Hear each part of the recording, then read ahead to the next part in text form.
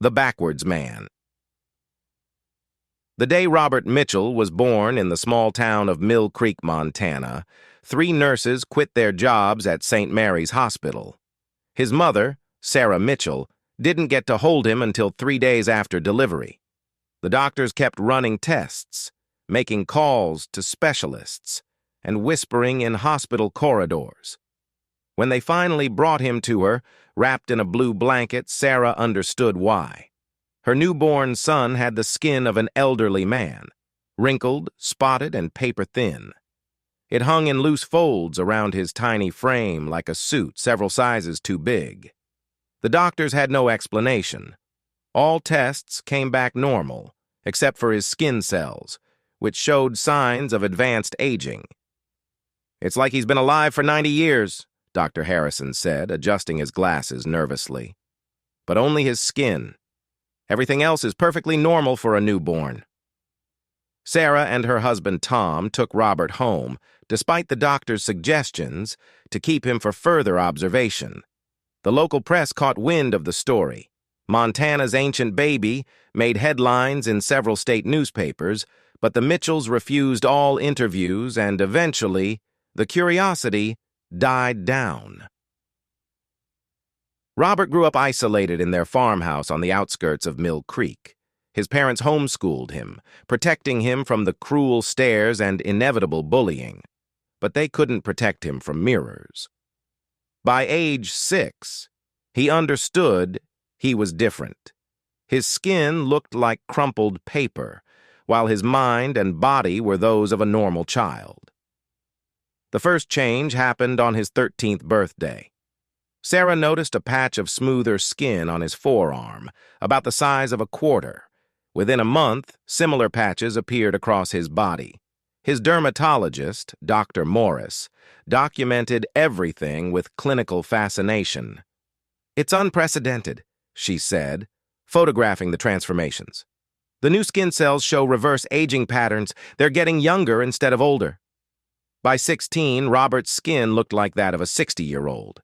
By 20, he could pass for 45. The transformation was steady and unstoppable, like time flowing backwards through his epidermis. The government took notice. Men in dark suits visited the Mitchell farm, offering research opportunities at secret facilities. Tom chased them away with his shotgun the first time. The second time, they came with papers. Presidential orders, classified documents, threats of national security. Robert agreed to go with them before his parents could protest. "I need to know why," he told his mother the night before leaving. "And maybe they can help others like me." The facility was underground, somewhere in Nevada. Robert spent 3 years there, subjected to endless tests and experiments. They found others like him. Not many, just 4 across the entire country. All born in the same year, all with the same condition. All of them getting younger, but only skin deep. That's when the dreams started. In his dreams, Robert saw his future self, skin transparent as glass, organs visible beneath, pulsing with life. But beyond that, he saw something else. A vast consciousness, ancient and alien, watching humanity through their skin. Using human skin as a lens to observe, to study, to understand. He learned the truth in fragments, pieced together from overheard conversations and classified files he wasn't supposed to see. The others like him? They were failed attempts. The entity had been trying for centuries, inserting small pieces of itself into human fetuses, trying to create the perfect window into humanity. Robert was its most successful attempt yet. By 30, his skin was as smooth as a teenager's. The entity's grip on him grew stronger.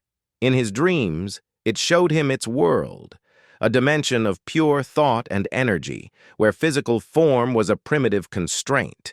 It promised him understanding beyond human comprehension. The government scientists were excited by his progress. They didn't understand he was becoming less human with each passing day. The younger his skin became, the more he could feel the entity's presence, its curiosity, its alien intelligence seeping into his consciousness. Now, at 35, Robert sits in his reinforced cell, skin as fresh as a newborn's, writing this account. The entity has shown him what comes next, how his skin will become translucent, then transparent, then transcendent. He will be its window into humanity, and through him, it will finally understand what it means to be human. The scientists think they're observing a medical phenomenon. They don't realize they're the ones being observed. Tomorrow, the final phase begins. His skin will start to transmute into something else. Not flesh, not matter, but a lens between dimensions. The entity will have its window, and humanity will have its first glimpse of what lies beyond. Robert feels no fear anymore.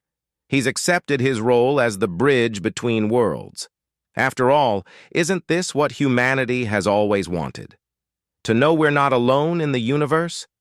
The entity pushes at the boundaries of his consciousness, eager to begin. His skin tingles with otherworldly energy.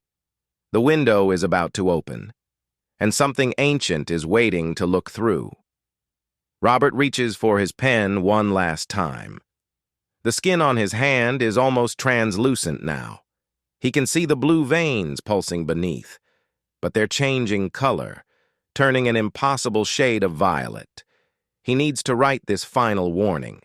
They didn't understand what the transparency meant. It wasn't just about looking in. It was about letting something out. His last thought, before his skin dissolves completely, is about his mother. He hopes she'll forgive him for becoming the door through which they'll enter our world. The entity promised him they would be gentle with humanity. But entities like this one are ancient masters of lies. And somewhere in Montana, in an old farmhouse mirror, Sarah Mitchell catches a glimpse of something moving beneath her own skin.